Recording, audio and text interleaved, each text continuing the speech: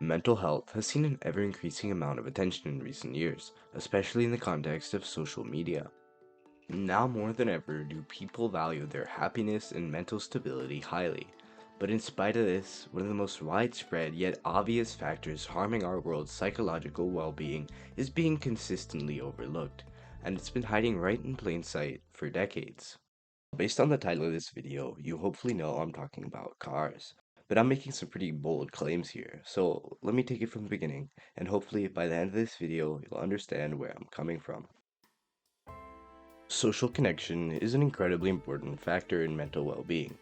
Not only does simply interacting with people drastically increase our happiness and mental resiliency, but it's even been shown that people with strong social connections tend to live longer than those who are more isolated. Historically, people have been able to satisfy much of their quota by interacting with people they spontaneously come across while getting other things done, building relationships while running errands, or simply getting to work. With the rise of cars, however, this has completely changed.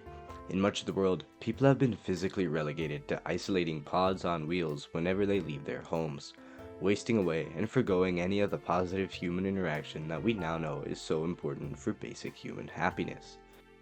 Even the most casual contact with strangers and acquaintances has been proven to have incredibly positive effects on the mental health of whole societies. But the modern car commuter simply loses the major opportunity to make these connections, harming not only anyone who finds themselves in a car on a regular basis, but also the social fabric that ties us all together. The worst part of all this is that, because other modern modes of transportation simply don't have these problems, we can absolutely have all of the aforementioned benefits without sacrificing an ounce of our modern comforts. Walking or cycling in groups can be an incredibly social way to get where you need to go, lending itself extremely well to interactions with people you might not otherwise talk to. Trains and other public transit also make it very easy to connect with new people, and commutes that involve transit also often include walking or biking and the benefits attached.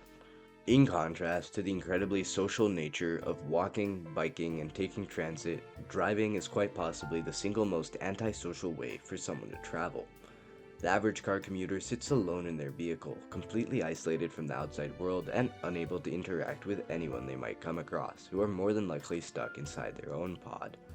The dehumanizing nature of driving also leads to problems like road rage, which is some of the most accepted sociopathic behavior in modern society. There's more to it than this though, because as has been well documented by people much more talented than me, when we build cities for cars instead of people, the resulting cities are depressive and feel empty.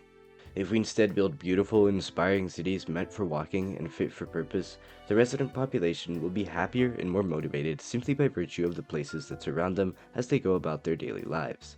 Now, it's obviously very possible to live a socially fulfilling life despite the effect of cars. But when isolation is as big of a problem as it has become, the harmful impact of cars is simply too large to ignore. So, taking a step back, the contrast here simply couldn't be any more clear. Cars are quite literally soul-destroying pods that are shaping our cities to be just as uninspiring as they are, whereas other ways to get around have massive social benefits.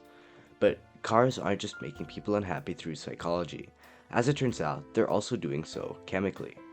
We all know about the tragedy that was leaded gasoline, but it turns out that even in the modern day, cars release an incredible amount of bad stuff into their surroundings.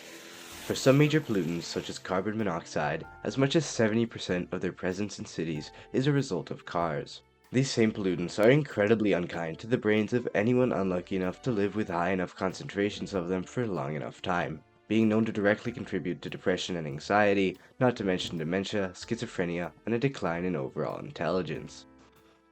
But it's not just car exhaust that poses a problem. Cars also create particulate matter in the form of tire and brake dust, which, like exhaust, contains chemicals that are incredibly harmful for human health, including endocrine disruptors and lead. When you take a step back and look at what cars put into the world, a really simple chemical reality emerges. Cars are fundamentally poisoning people, and with a global population growing both larger and richer, this effect will only continue to worsen unless we do something about the status quo. Luckily, there's a lot we can do without costing our society any money at all. To illustrate, the Dutch government estimates that for every euro they put into infrastructure that encourages walking or biking, they save 17 euros in healthcare costs.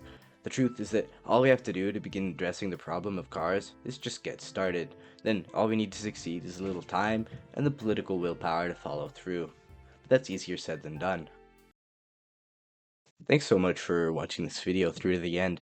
It's my first ever one, so if it sucked, that could be one reason why.